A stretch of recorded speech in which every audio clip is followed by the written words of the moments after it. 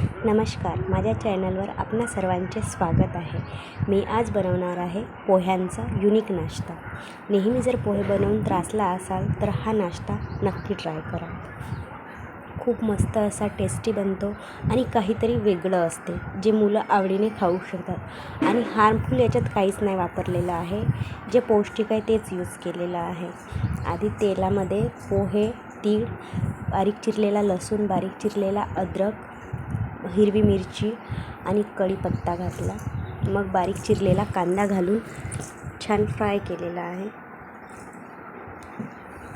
मीठ घातलेलं आहे त्यामुळे कांदा लवकर भाजला जातो। मग त्यामध्ये जिरे पावडर, धने पावडर, काश्मीरी लाल मिर्च आणि हळद घातलेली आहे। मीठ आधी घातलेलं होतं, चवीनुसार तुम्ही कमी जास्त करू शकता, म्हणून मी आता मीठ घातलेलं नाही आहे। मग त्यामध्ये किसलेला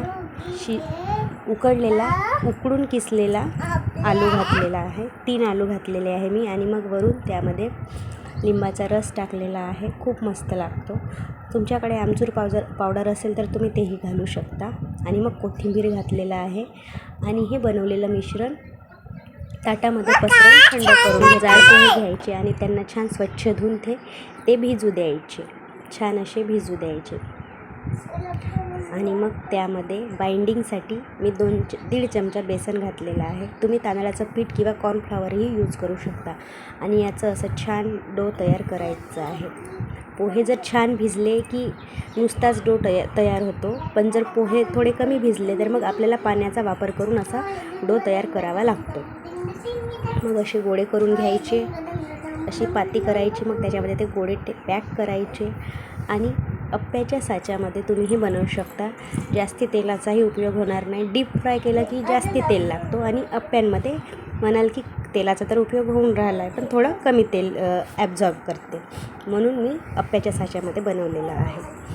श्वासचा स्कूलचा लास्ट डे होता म्हणून मी त्याला टिफिनवर हे बनवून दिलं, नाहीतर मी रोज त्याला भाजी पोळीच देते। हवं तर तुम्ही डीप फ्रायसुद्धा करू शकता। खूप मस्त असे कुरकुरीत बनलेले आहेत अप्पे, पोह्यांचे अप्पे युनिक आहेत। तुम्ही एकदा नक्की ट्राय करा आणि हो, कशी वाटली रेसिपी नक्की सांगा। व्हिडिओला लाईक करा, कमेंट करा, शेअर करा आणि हो, चॅनलला सबस्क्राईब करायला विसरू नका।